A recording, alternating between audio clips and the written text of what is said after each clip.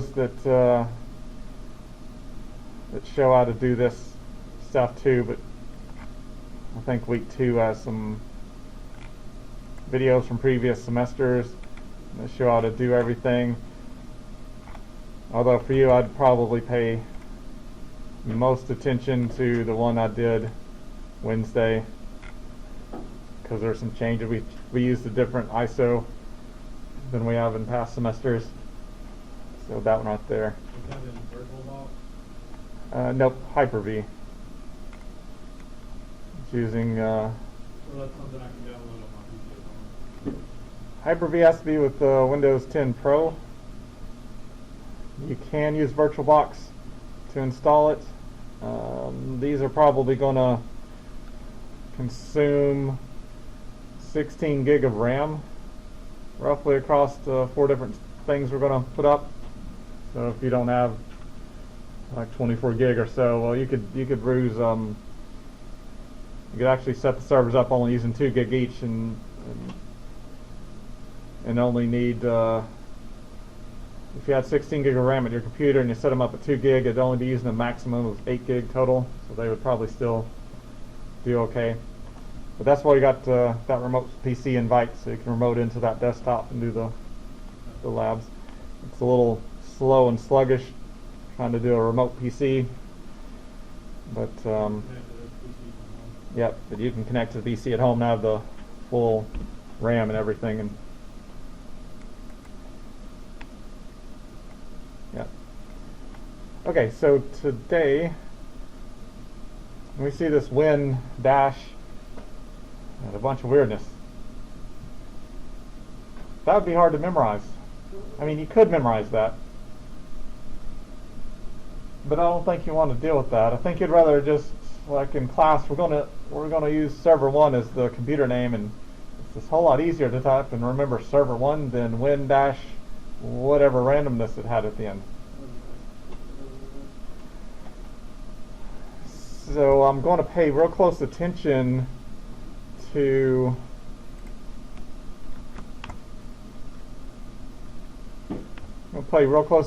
my title bar right here, and make sure that server 1, that I'm going to name this server 1. I've had students get them backwards. They would actually click on the one that was named server 2 and name it server 1, and the other one that was named server 1, they named it so it was, I mean, it still works, but it makes things a little bit confusing, because when you click on the Hyper-V one, you'd have to realize that, oh, my 2 is actually a 1 and my 1's actually, so just make sure they match. It's so much easier. So on my server 1 here, server manager started up automatically.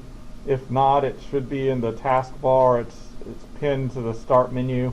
Server manager, really easy to bring up if it's closed down. And I've clicked on local server, and I'm just going to click on the hyperlink here. It's going to open up the correct dialog box for me to go change the computer name, not the computer description. This confuses so many people.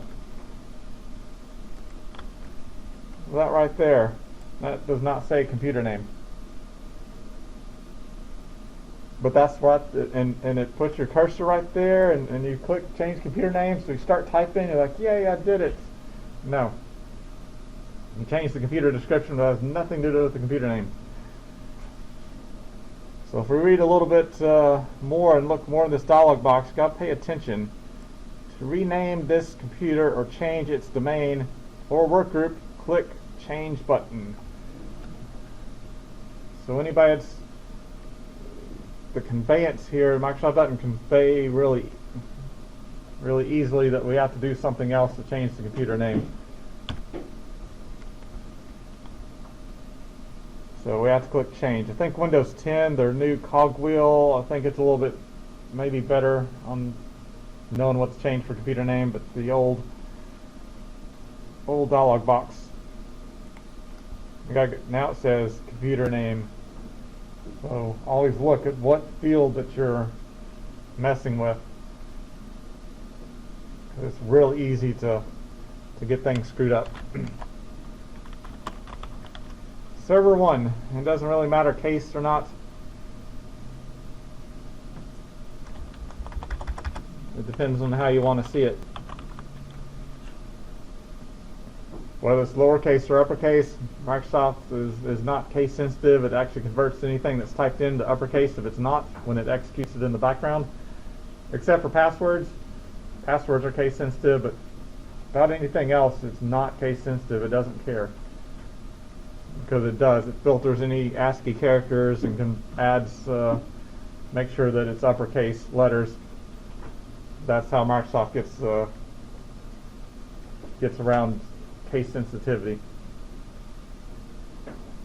So server 1, there can't be any spaces. Computer names, you want to keep them 15 characters or less. They have expanded that, like new DNS has allowed server names up to 63 characters, I think it is. But Microsoft, there's a lot of protocols that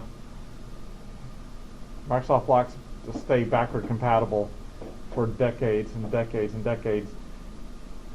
So 15 characters on a Windows machine, they have trouble with anything bigger than that because of compatibility with older versions of Windows.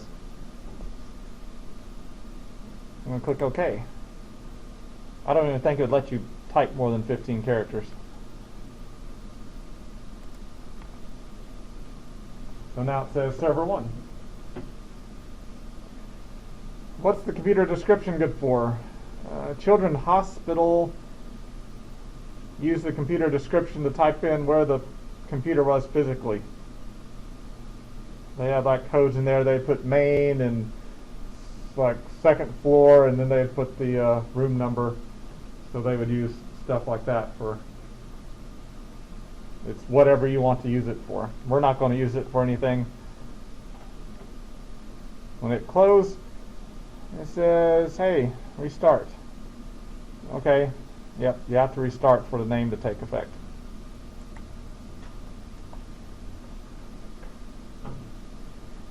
We'll do the same thing on server 2, except name it server 2. Make it really hard for you.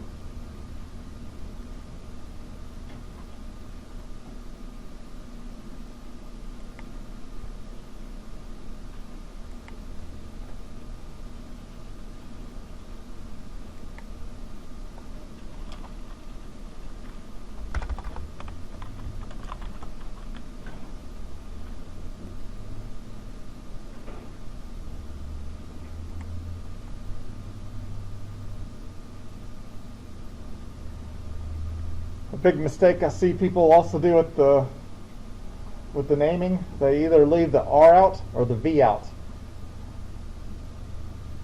And it's either Sever2 or Ser2 or something like that when it's a really common typo that I see students do.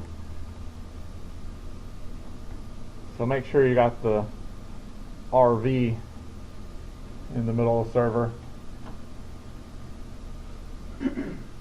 I don't know if it was a keyboard issue, one of the keys just you had to hit it harder or something, but I've seen several that would miss the name.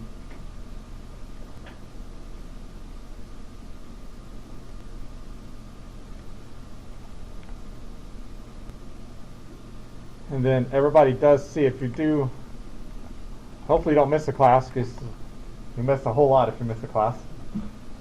I'll try to record any lab stuff that we do, and you can maybe watch those before you get to the next class, get caught up, possibly.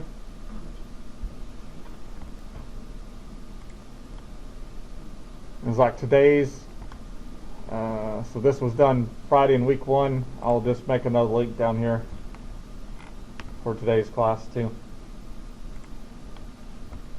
Okay, I'm going to log into each one of these and make sure that server says server 1 and server 2.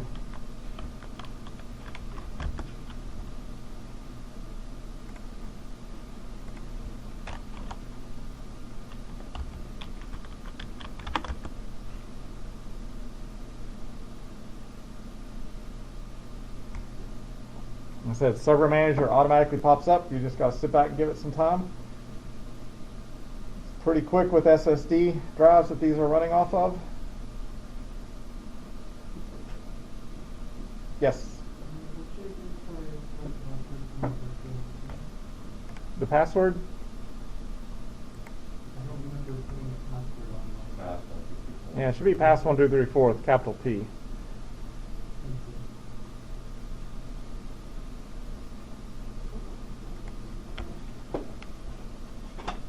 So Server Manager again pops up.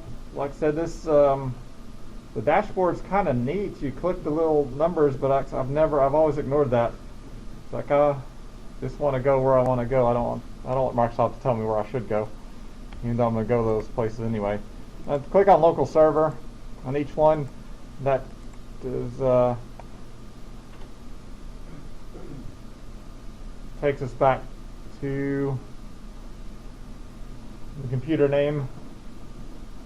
You can verify, since it's restarted and you had a few seconds to look at something else, re-look at the spelling of server 1 and re-look at the spelling of server 2. And also, before we go much further, make sure server 2, look at your title bar, make sure you're actually on your AM LAN 1 server 2, that you match the names. It just makes it easier to not have those reversed. I think some students just do that to mess with my OCD. A little bit OCD. It's good for IT stuff.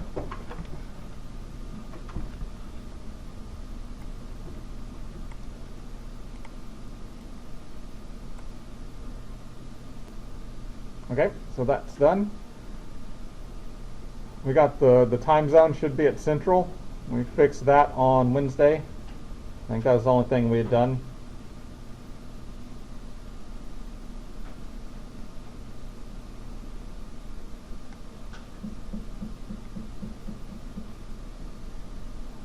A couple more things we have to do. We need to activate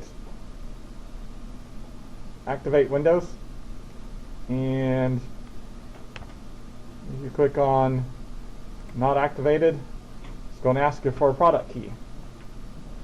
So I discussed on Wednesday that Data Center gives you an unlimited number of virtual machines running the same version. So we do have Data Center on these. So why didn't it just automatically activate? There's actually a special product key that if you're running as a virtual machine, you put that in there. So let's go to our web browser and let's Google for that. I'm going to open up a web browser, not inside the virtual machine, just in a regular, and we're going to look up Hyper-V.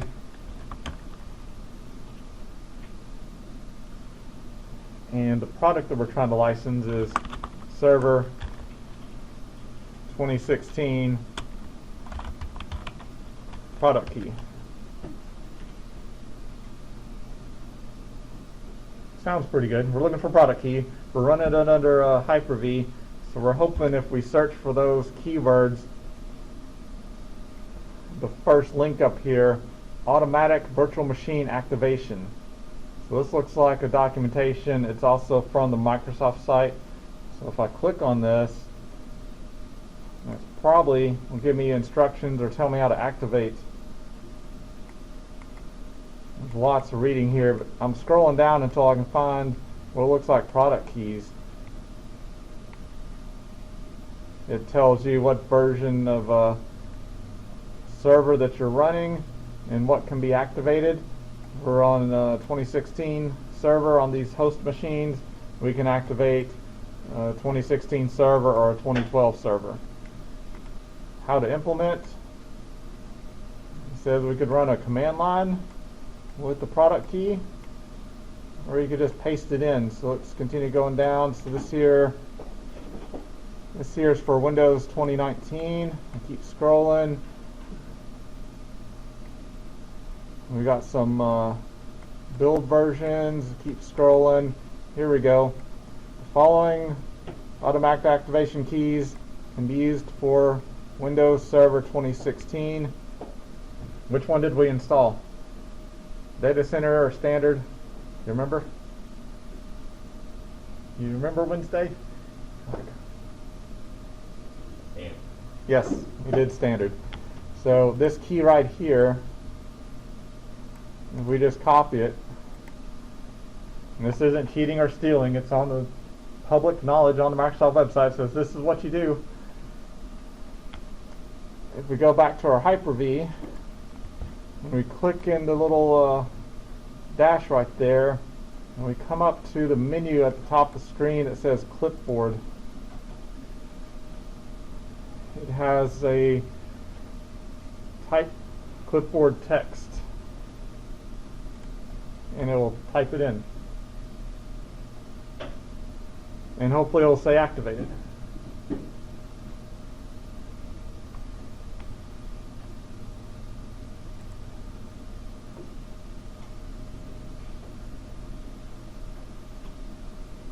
We'll click next.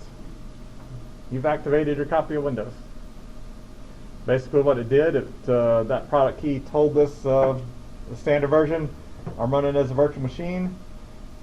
Load up the drivers to communicate with the Hyper-V host, which is my computer I can touch. It says, hey, are you Windows Data Center? Can you activate me? It's like, yes. And that's why I said you're activated.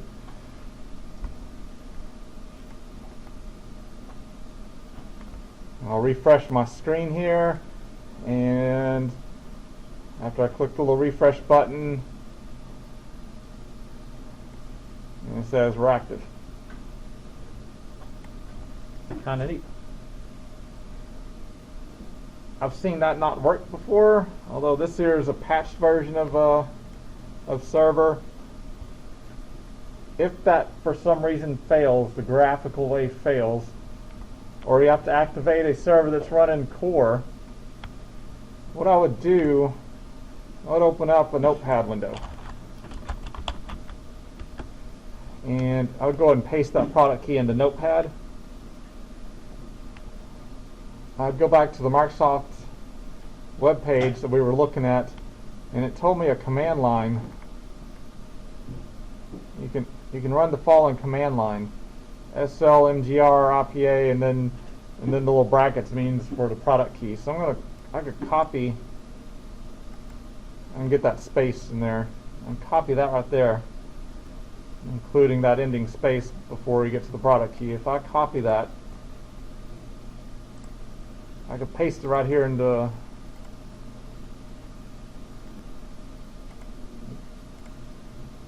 shrink my font down a little bit. There we go. So that's kind of a shortcut. I put the product key, put the command line in there. I can copy this now, and on server 2, if I right click the start menu, it gives me the option of a command prompt. I probably need to be admin. Seems like Windows activation would be an administrative type thing. So if I launch that, and I go to clipboard and type clipboard and hit enter, it said it installed the product key successfully. That probably activated it. There's two different methods, either the graphical way or this way. Most you get on the job market, you might run into companies that they're only pushing out the core and all you have is a command prompt, and that's the only way one of the ways you'd do it.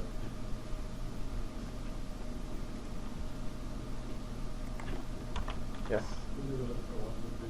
You can, yep. So I'm going to refresh, and these do have the sound card is in the back. I don't think there's a mic in the front. I don't know if the CD-ROM has a mic input that would work. I don't think so. I think it has to be from the back.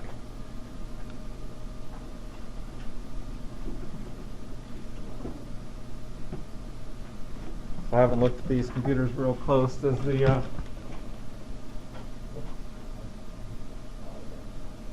it's coming from the back. I think it's the green one. Is the output for sound.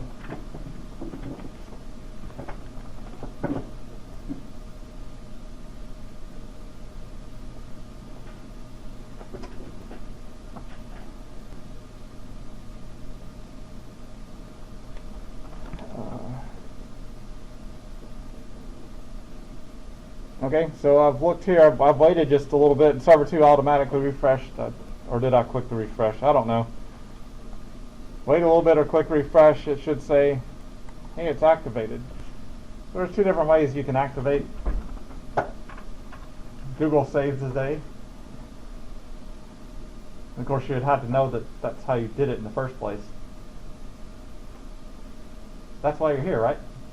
Learn little tidbits like, hey, I can activate a virtual machine just simply because it's running as a virtual machine. I don't have to buy another license key for it.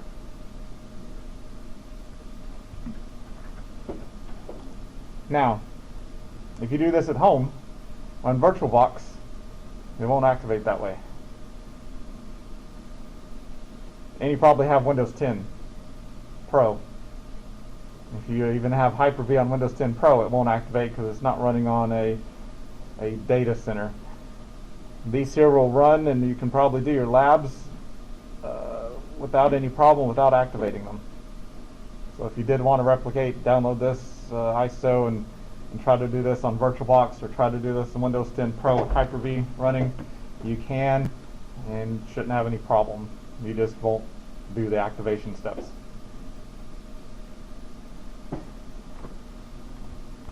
Microsoft doesn't let you change like the background colors and stuff if you don't activate it. So it's not that obtrusive on what they stop you from doing. I was kind of thinking, is that all you stop me from doing, is changing my appearance of the window? Like, I can live with that.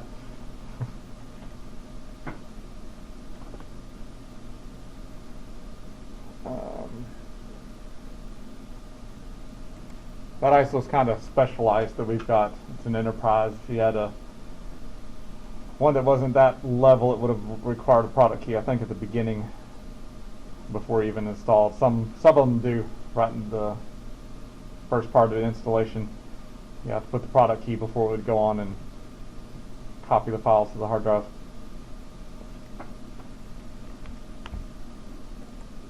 Okay, cool. It's activated. Our computer name's in there. Anybody got any questions?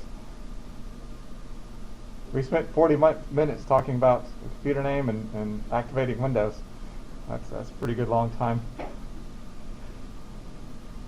So you can deploy these out real quick. It just take practice, and I do recommend you can create more virtual machines on these. If you're not, you can remote PC in. These rooms can be opened up in the afternoons and stuff. So if you want more practice, you can come in and create like instead of like an AM LAN 1, maybe a test your last name server 1. Create a different one, just if you want to practice at something, experiment. Or same thing at your house. Have quite a little bit different setup. Maybe don't do server 1, server 2. Come up with your own server names. Maybe come up with your own company name instead of Contoso.com. Maybe xyz.org or something. So it's maybe just a little bit different. Computers have to talk with each other. We've all had at least Cisco 1, right? You know about IP addressing. So we need to come up with a network that these two machines can talk on. And they don't need to be on a network that my other classes are using. So let me figure out what's going on with some of my other machines. They're on a .1. I've got somebody that's got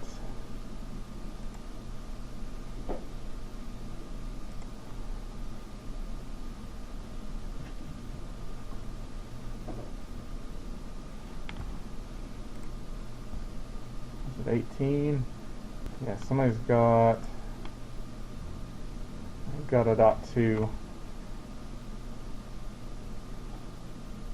So I don't conflict with the afternoon class. So that's this semester.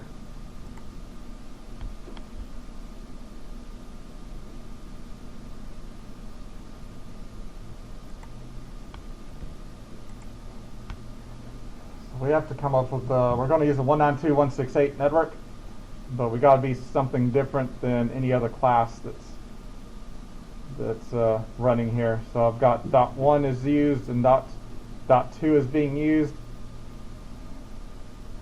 So we need to figure out what we want to do. Go ahead and on server 1, click our network address, and we're going to go to properties for this. You all know how to get the IP settings from here, I hope. TCP/IP4. Go to properties of that. Properties of my TCP/IP version 4. And we're going to use the following address. We're going to do the numlock key always turns off. 192.168 dot. What number do we want to be for this class? Let's not use 0, 1, or 2. What other number do we want to do? Maybe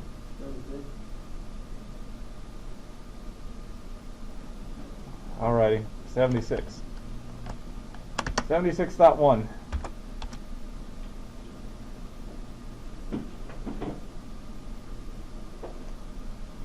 I don't think any other class is going to use 76. It's one of them. Pretty cool. So this class, you might make that note down. We're networked at 192.168.76.1. Like I said, if you redo this at your home computer, if you want to make if you want to come in here and do like a second setup and reinstall and repractice, you might do like 77 or something like that. If you're at home, it wouldn't matter. You could use .0, .1, .2, as long as the last octet. We're using .1 at the last. That designates, that's the host portion. The first 3 are the network portion. If we click the subnet mask, it auto puts the 255s there. So if you do a practice,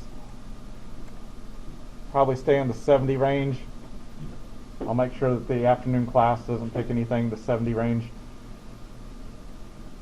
So you could have several different practices, 77, 78, whatever, and it wouldn't conflict.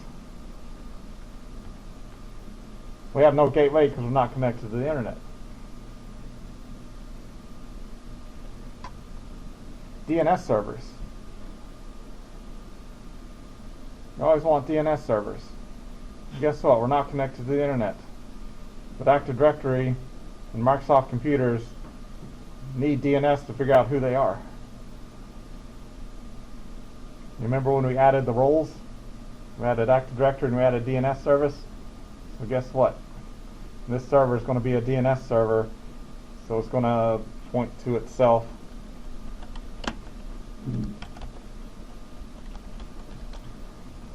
Server 2 is just a copy of server 1. It's also going to run DNS service, and if you ever notice your home internet, you probably have 2 DNS listed, one for a backup. That's always good to have a backup. So we're going to do a 192.168.76, and we'll make server 2.2. We don't have it configured yet, but we can go ahead and put that in here.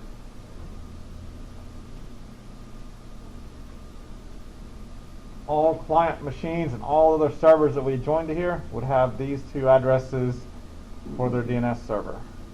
That's sometimes a little bit confusing. I know y'all are probably still confused with IP addressing a little bit, but server 1 and server 2 are the DNS server, so every computer in the entire organization would have the exact 192.168.76.1 and .2 is their DNS. They would have a different IP address, but they would have to have one of those 2 numbers, or preferably both of them, in their DNS setting. We'll click OK. And we'll click OK. That way, you can, from a Windows 10 machine, say, try to connect to the words server 1, and DNS will resolve that to the 192.168.76.1. Otherwise, it's just like, I don't know what you're talking about. I don't know what server 1 means. Computers are dumb. You think they're really smart, but it's all, an admin coded all the stuff in the background so it can look itself up.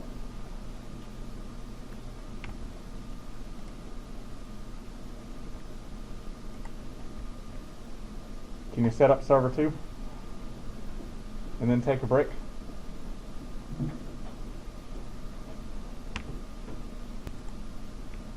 Okay, so I'm going to set up server 2 IP address. I'm sure y'all did it right. And we just put .2, so IP address.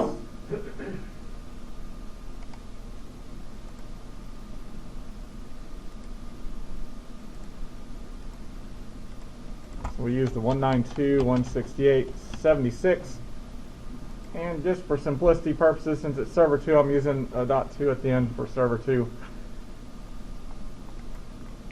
Could have used any address between, well, I used 1 on the other one from 2 to 254. I could have used any address, but .2 just it makes more sense.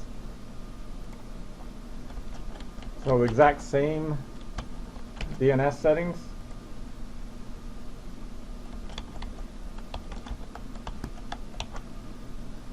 Like I said, those will be the same on every single PC, printer, copy machine, whatever that would be connected into your network would use those same DNS settings.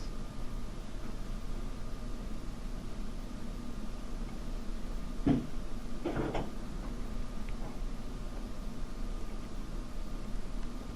I believe with Cisco, you've pretty much done all of this stuff in the past, changing IP addresses. And with hardware software, you probably changed the computer name. You likely not use Server Manager for it, but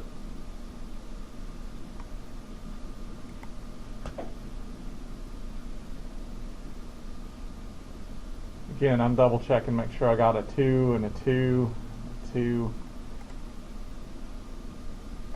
It's weird when one of the numbers is off a little bit.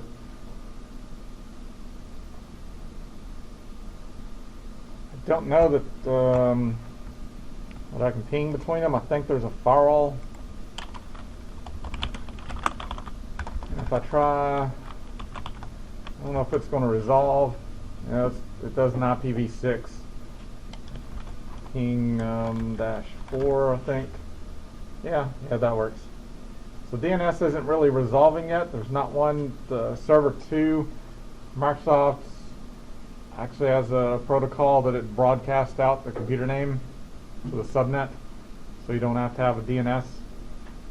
If you had more than one subnet and a router between stuff, then the DNS would become a lot more critical at this point.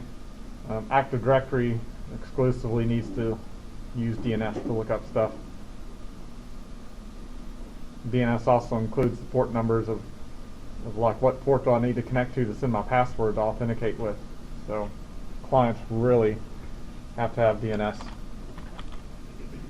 You might try, can you ping your server? Open up a command prompt, from like server 1 or server 2, can you ping the other one? Either by IP address or by name. I had to put a -4 to force it to ping using version 4 of the TCP/IP protocol instead of version 6. Have y'all studied anything with IPv6 yet in Cisco? Yes, no, what? A little bit? A little bit. It's weird. It's a lot of hex. And I still like IPv4.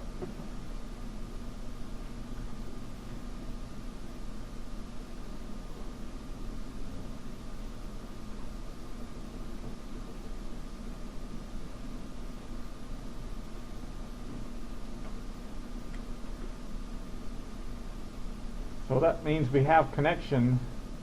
If we got a successful ping, it actually replies and you don't have timeout or something like that. The two systems can talk with each other.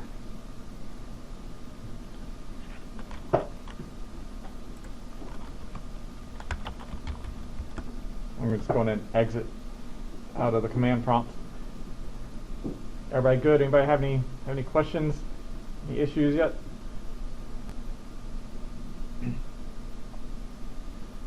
So our next step, we want to make sure that these servers can be the central user account. We want to be able to create user accounts and then somebody from another machine log into the network and get access to that machine. So to set that up, we have to configure the Active Directory domain service, and in Server Manager we have our little exclamation point up there that tells us, hey, something needs to be configured.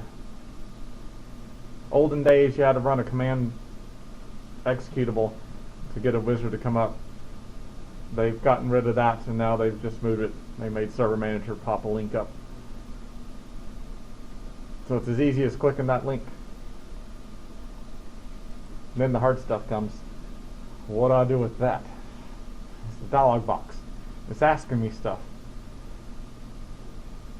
It also has a little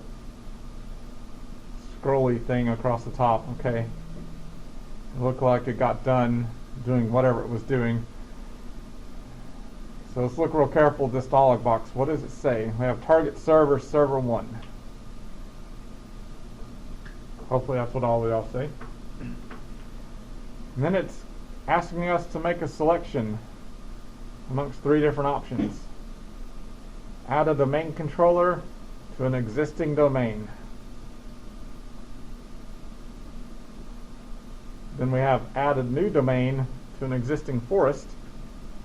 And then there's add a new forest. So, do we have any of those yet? Do we have a forest or a domain? You're like, I don't know. No, we've not created those. So have you created a forest or domain? Have you run through any type of configuration wizard or talk about creating a forest and a domain? No, you just installed server, and I've not said that these systems are just using pass1234, a local login. We're not logging into some other computer. So which of these 3 do you think would make sense to click? Add a new forest.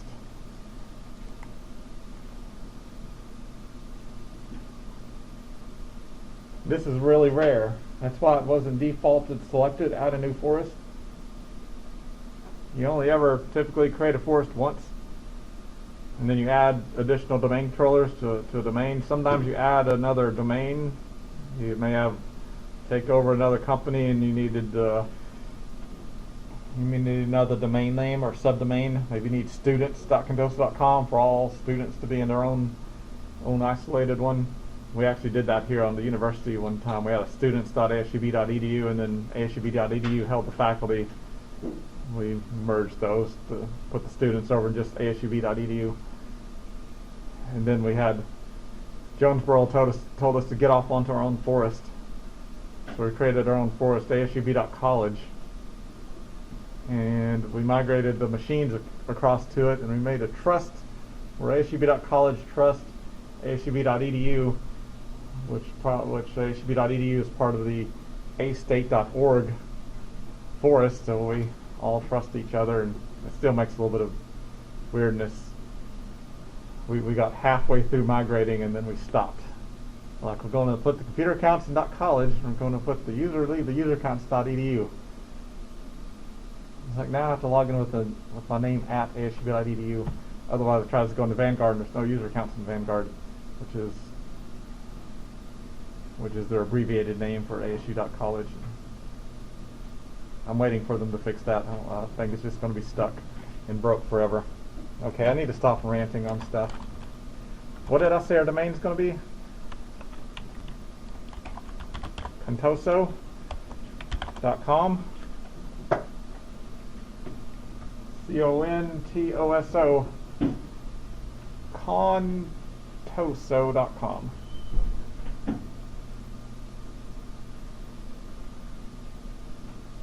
You can make up anything, especially since we've got these connected to internal networking. I mean, we could put Microsoft.com, we could put YouTube.com, we could put whatever there, as long as we made sure it never connected to the internet.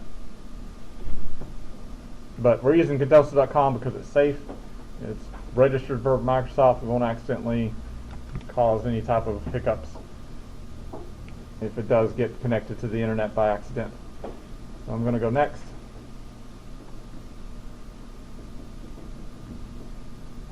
And now it's going to search.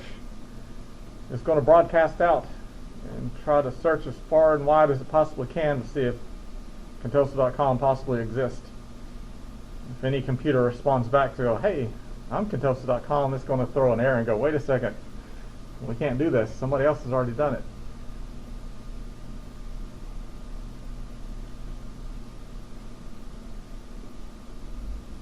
That's why we had to be on 76. We couldn't be on like .1 or some other, because the other like LAN 2 class and some other classes already have Contoso.com running. But we separated it out by subnet, so the broadcast wouldn't pick up the other classes on our computer. Select the function level of the new forest and root domains. Well, if we hit the drop down arrows, we have the option to go all the way back to version 2008.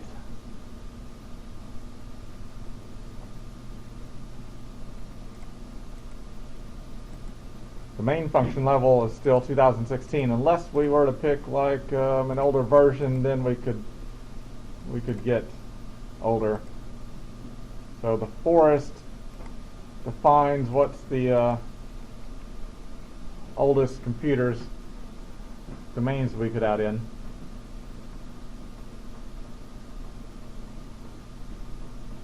If you're setting up new, you probably don't really need to adjust that unless that you know that you're for some reason going to need to incorporate older servers into your network. You'd pick whatever oldest server that you need to incorporate into your network as the level. That way new stuff wouldn't be implemented, because the old server wouldn't understand new commands and stuff and it would break. It couldn't communicate properly. So selecting an older level just basically hides the new features so that older servers can communicate and still operate. We're going to leave it 2016 because, well, there's nothing older that we're going to deploy with this room.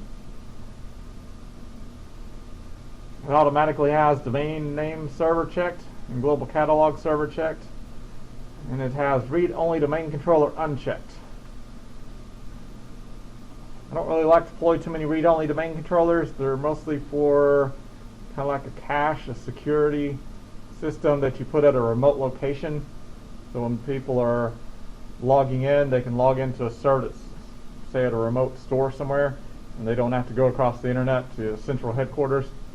And it's read-only, meaning that there's probably not IT staff at the remote location, and they don't want whatever employees there trying to hack into it and make changes to stuff. It's only allowed to copy stuff from headquarters and cache it there to help speed things up. Okay, password. Type the directory services restore mode password.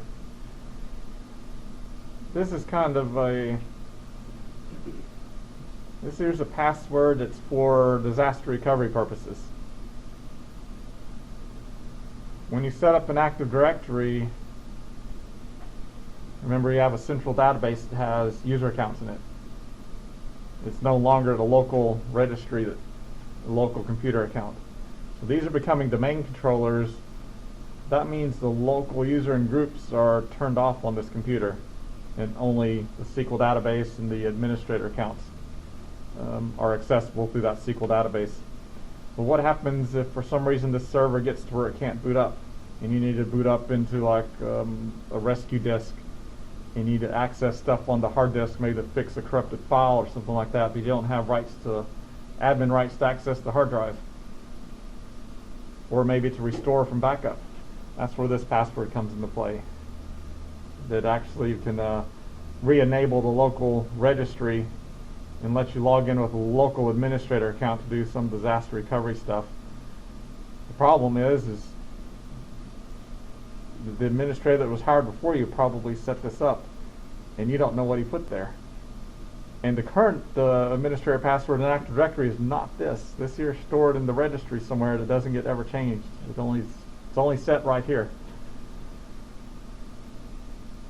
That's why you write it down on a piece of paper and you have some type of documentation and you put it in a filing cabinet and hope everybody knows that there's some type of disaster recovery plan and notes somewhere where that, hey, this password stored in the fireproof cabinet in the basement, fireproof cabinet 6 and drawer 2 in this folder. You know, you have some type of plan like that. And these people have keys to it. I'm going to use pass12334. It is bad to be consistent with passwords. You should use different passwords all over the place, but it's lab purposes and we don't want passwords to be a confusing factor learning this stuff. So yeah, pass12334.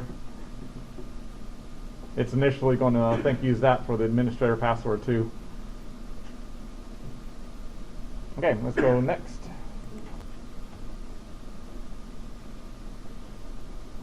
This is throwing up a little error saying that DNS servers typically are in a hierarchy. It means there's normally a DNS server above them, and it's saying I can't find a DNS server above me to figure out, you know, who's my leader.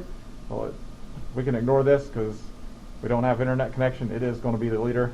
We'll just go next at this point.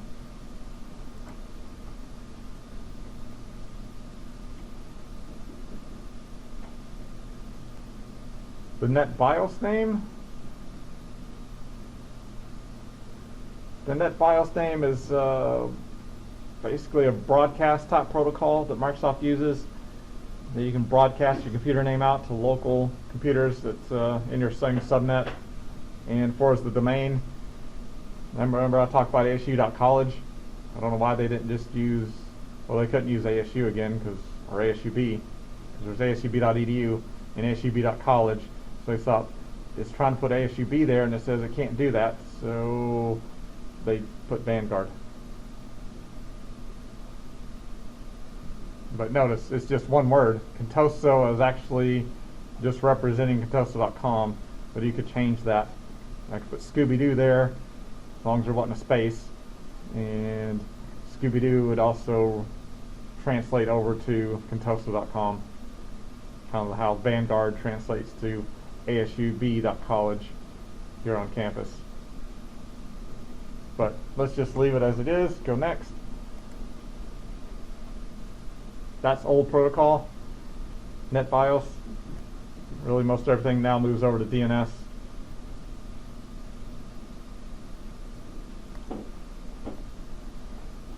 Where is the database and all the log files actually going to reside?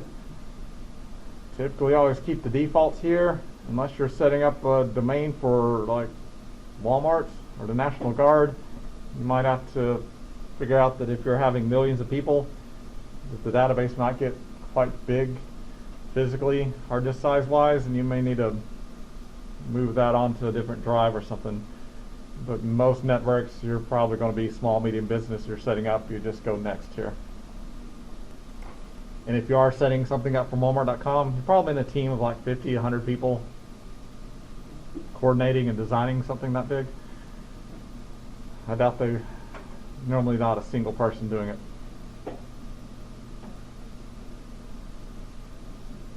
Okay, that's just a review. I'll also point out that there's a script. Click View Script. You know, we've clicked through this graphical dialog box, but everything that's graphical actually runs commands in the background. And that's what's going to be ran at a command prompt in the background to do all the stuff we just clicked. Microsoft puts that there in case that there's something in the dialog box that's not an option. Maybe there's some type of custom weirdness you need to add in, a switch that's not available for you to click a radio button. You could actually edit this script and add some undocumented or some unique stuff in there if you needed to. But I'm going to close it out. Just pointing that out to you, that that's there, and we'll just go next. Just going to run some checks.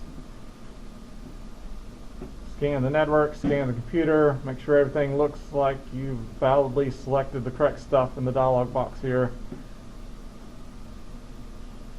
Probably get a couple of warnings, but we shouldn't get any showstoppers. Hopefully you don't see anything that's red.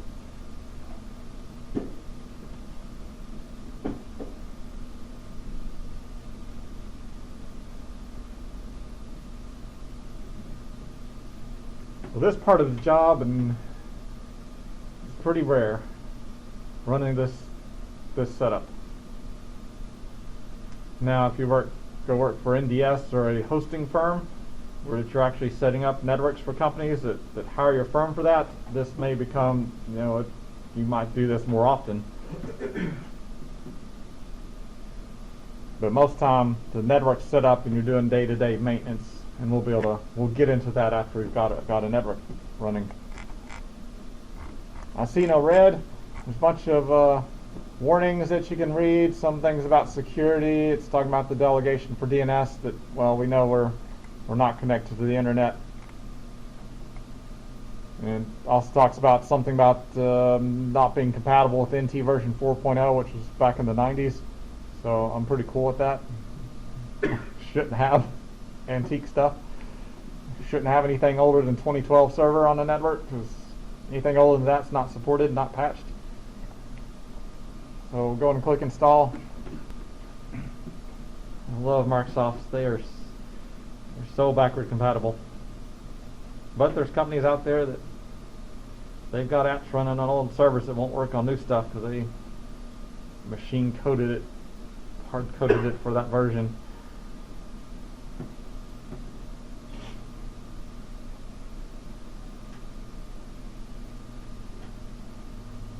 So this is enterprise class stuff. This is what they pay people 6 figures to figure out and do. Click through a dialog box like this. Not too bad difficult, but nobody knows what they're doing. And they're scary because you got to know about DNS a little bit, you got IP addressing, routing. You got to have a bigger picture too. We've not played with creating all the user accounts and the way that all that interacts. But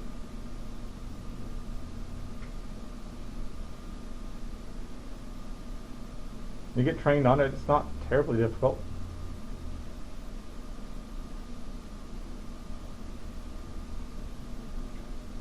And yes, this is exactly what we're running on campus. And the user accounts, our Active Directory, it links like single sign-on service. When you log into Canvas, it talks back to our Active Directory accounts to figure out, are you a student or not? So our servers say yes, and then it lets you into Canvas. That way you don't have to have a username password for Canvas, a username password for email, a username password for the computers, a username password for the Vanguard portal. It used to be that way. Students used to have like 4 or 5 different accounts with different usernames, different passwords on every one of them.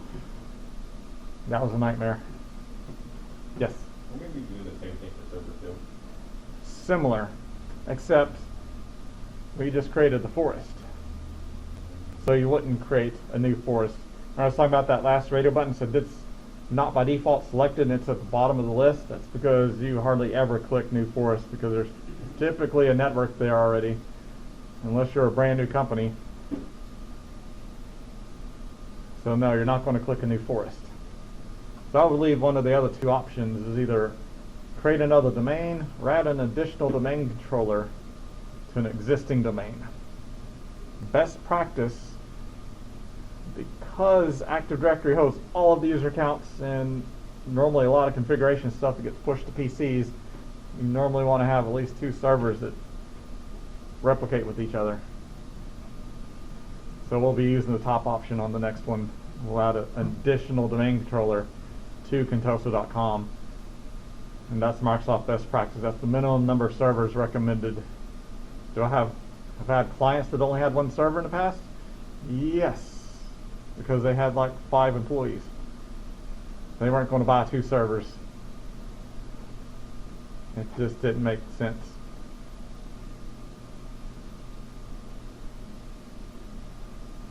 They just backed it up weekly and prayed.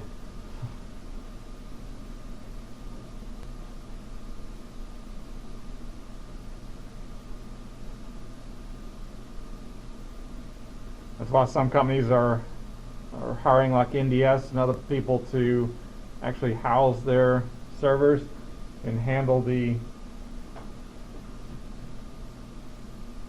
renting space. They can run virtual machines, and they can actually create 2 domain controllers for not a whole lot of money and split them across servers for them and handle the backups and everything instead of them having to have a local IT staff. A small company with 5 people is not going to have an IT person on staff unless it is an IT company.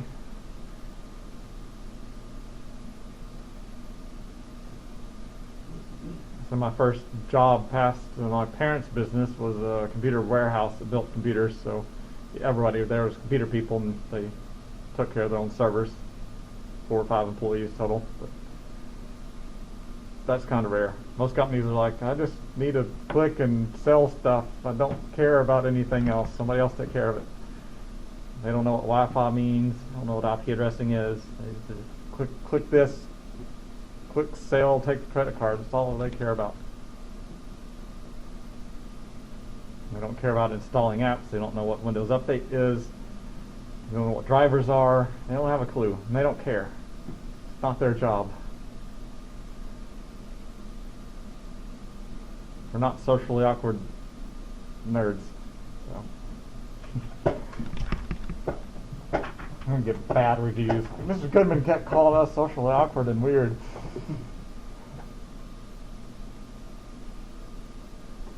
But you're normal to the other people in your class, aren't you? You're getting your IT quick. That is a thing. All this is setting up. You don't want to ever burn bridges and stuff. Like we had one faculty member that wanted to move up into a higher position, and one of the students he taught actually was on the hiring committee. You never know when you're changing jobs, and one of your fellow students or something like that's the one that's going to be hiring you. Networking is pretty important.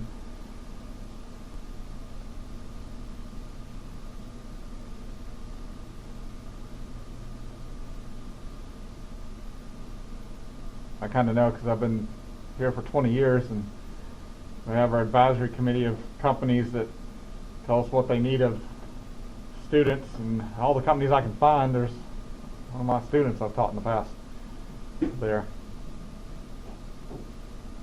They'd recommend don't get past students on your advisory committee. Yeah, but when they're in hiring positions and they're all over the place. We have a few that aren't prior students. About half of them are students I taught in years past.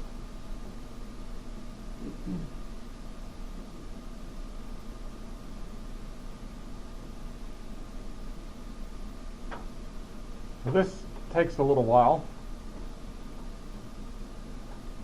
because generating a database is quite a bit of processing power. Oh, while that's spinning, on my server 2, I'm going to look at something before we make this a domain controller 2. I'm going to right click on the start menu, and I'm going to open up computer management. It's about midways in the list, right above the command prompt. When I open up computer management, I want to note that I have a local users and groups, and I have a local administrator account. I've got local groups here, so that's what I wanted to make note of, that exists. I'm going to look at the same thing on server 1 now because it's finally finished. If I log into server 1 and view computer management, notice my login's a little bit different. It's not just administrator anymore. It says Contoso /administrator. That's a legacy login style. You could also be administrator at contoso.com. Either way works.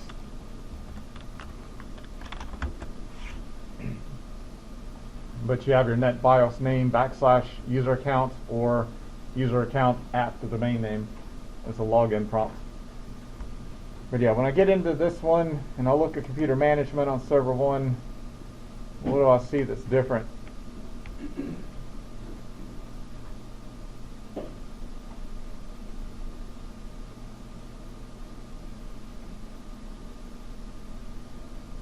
this student Yes. not able to get a username and password for an account. For the user, what is it supposed to be? Let's see. What did you? So you could do. Administrator and then. Yeah.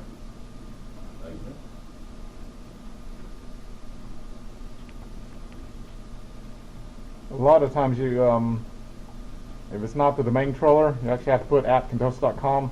I'll show you on a Windows 10 client when we get it on why it's weird what Microsoft automatically does. Okay, so I'm comparing the two. They both have task scheduler, event viewer, shared folders.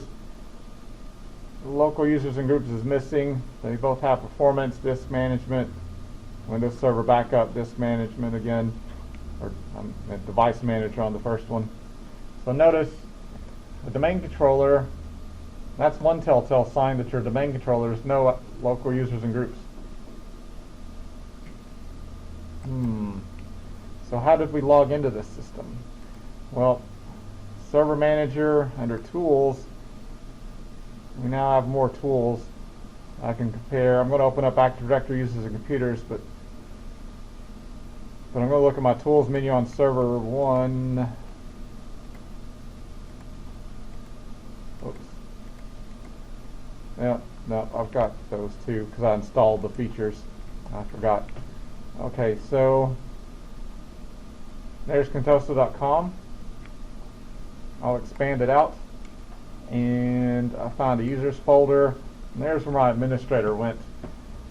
So the local registry settings holding the local accounts, they got rid of those, or it didn't start that up. It only started the central client server-based Active Directory up, and there's that account. Only accessible when the domain controller is running.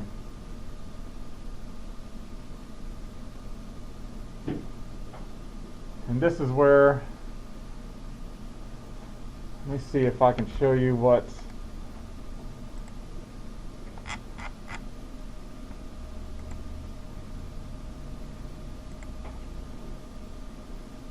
going to let me show you.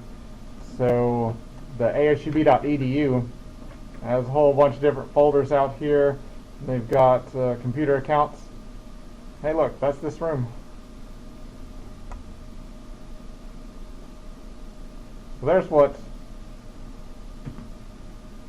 an Active Directory it's actually being utilized kind of looks like and stuff in there.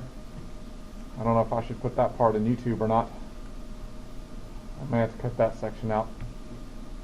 I don't know if there was something. There probably wasn't anything that's really there to mess with, but the less the hackers know on the internet what things are, the better.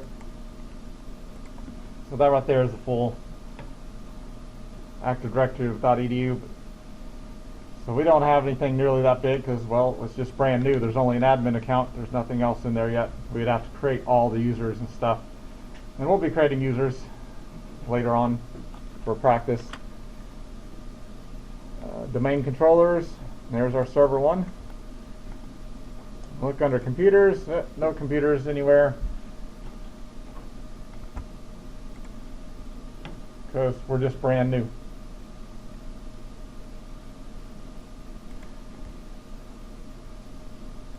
Okay, I'm going to go to server 2,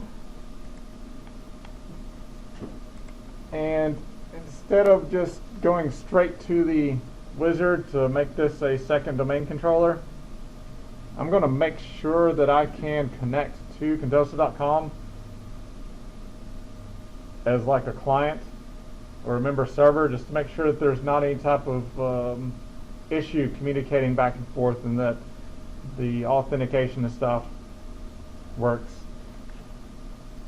This would be the similar steps you'd have to do on a Windows 10 machine. You'd have to join it to the domain. You don't have Server Manager. You got to go to Cogwheel, and you got to go to User Accounts and click on Join a Domain. But Server Manager makes it real easy. Right here under the computer name, they've got Workgroup. You can click on it. It actually takes you to the same dialog box that we went to change the computer name. And remember, it's right here, the little last part. To rename this computer or change its domain or workgroup. So if I change here, what do you think I'm going to do? Click domain, then what? Type in contoso.com. So any Windows client machine that we purchased to join up to our network would have to do this step.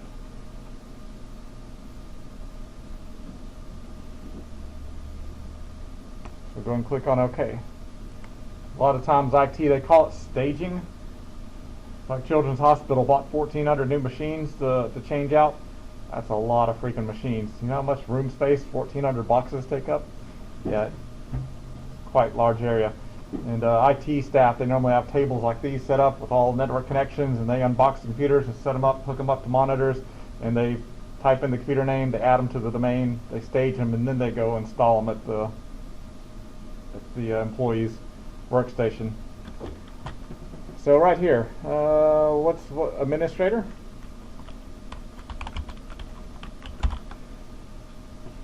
Because we've not created any other accounts in Active Directory yet, we just set up the forest. There's only the administrator account to use. We'll tab over and type the password for admin.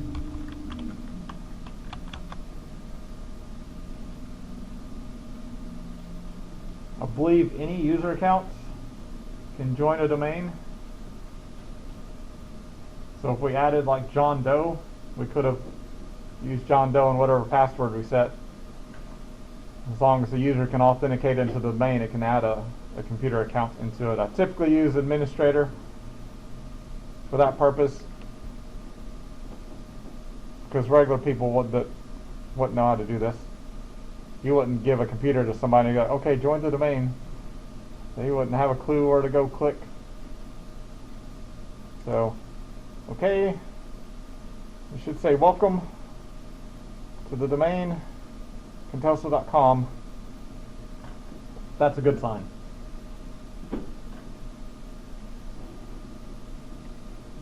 I'm going to go ahead and hit OK.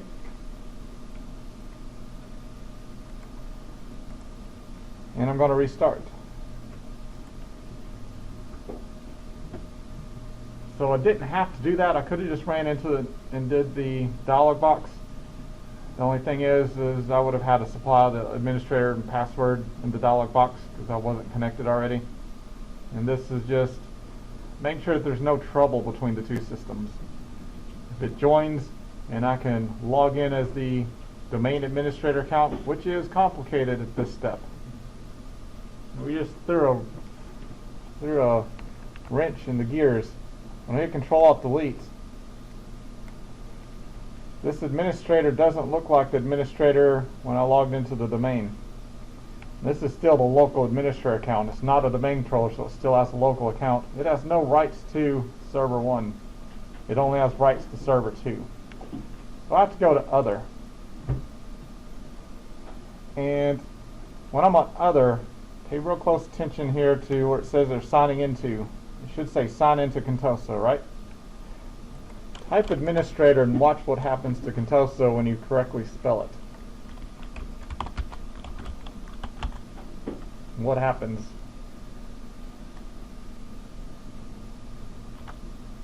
It changes to server 2. I don't know why Microsoft does that. I guess they figure that the domain admin's probably not sitting on a client machine logging into the network. Maybe a security thing, thinking, hey, you're logging into the local administrator. So what do we have to do here? We have to put at contoso.com, or we could have put contoso/administrator as a legacy login. It's a little bit easier. Most people are comfortable typing an email address. So that's why Microsoft, when the year 2000 come out with Server 2000, they changed it to where you could log in with an @ symbol instead of domain/account.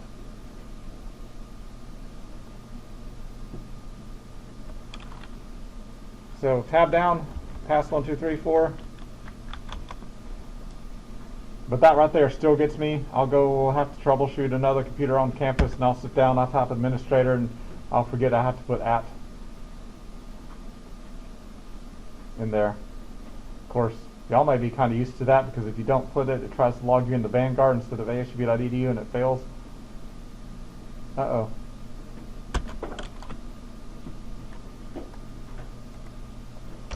I spelled Contessa wrong.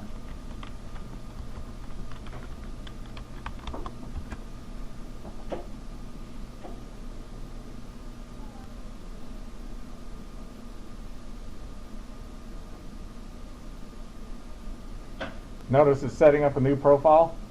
That lets you know that the other administrator account is completely separate from this administrator account. It'll have its own documents folder, its own downloads folder, its own desktop wallpaper settings. So one's local only to the machine, the other is domain wide.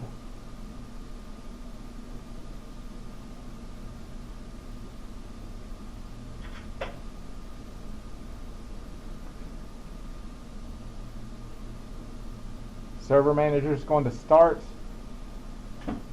and we're not going to set this one up today. We'll save it for Monday. Probably a good thing. We'll run through that other dialog box in a separate day. Probably help you maybe remember some stuff better. But since I logged into the domain, I do have access to Active Directory users and computers. If we logged into the local admin account, it wouldn't show us anything when we clicked on it. But now I do have access. So if we just typed administrator pass 1, 2, 3, 4, it logged into server 2 as admin, and then this would pop up and go, no, you don't have rights.